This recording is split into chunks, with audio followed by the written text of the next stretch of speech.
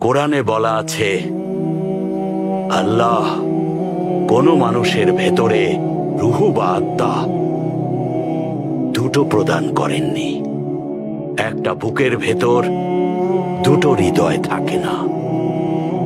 একজন মুসলমান দুজনকে কখনো ভালোবাসে না। মুসলমান হয়ে সে জিনা করতে পারবে না, আমানতের খেয়াল রাখবে, যাই হয়ে যাক 5 ওয়াক্ত নামাজ আর দোয়া করতে থাকবে, যাকাত দেবে, ফরজ। শুনেছি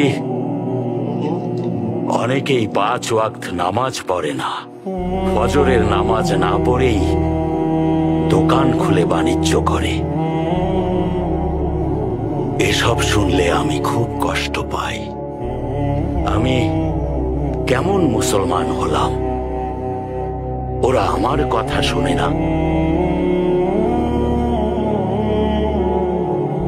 কষ্ট পাই। বন্ধুরা, আল্লাহ বলেছেন, যে মানুষরা 5 ওয়াক্ত নামাজ পড়ে না, তারা যতই আমল করার জ্ঞান দিক, তাকে নামাজিরা মুসলমান হবার মূল শর্তগুলো যেন একবার কষ্ট করে শোনায়। নামাজি উত্তম ইবাদত।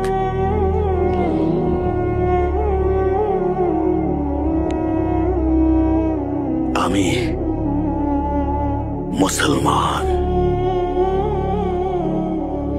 আমি মুসলমান।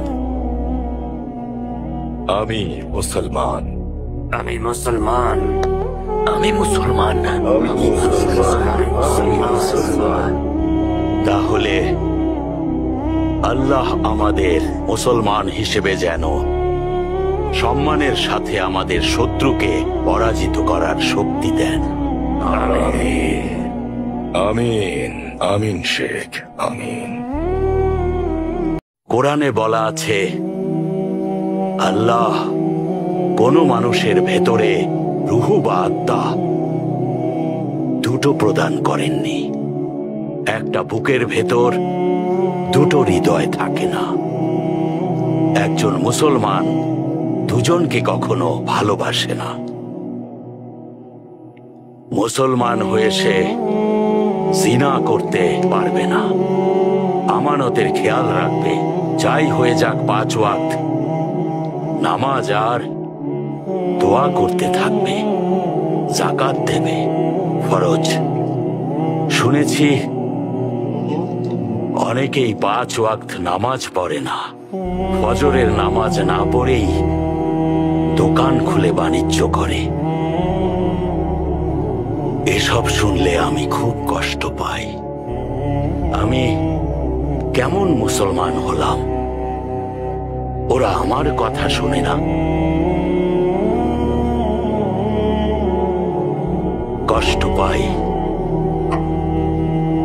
বন্ধুরা, আল্লাহ বলেছেন, যে মানুষরা 5 ওয়াক্ত নামাজ পড়ে না, তারা যতই আমল করার জ্ঞান দিক, তাকে নামাজিরা মুসলমান হবার মূল শর্তগুলো যেন একবার কষ্ট করে শোনায়। নামাজি উত্তম ইবাদত।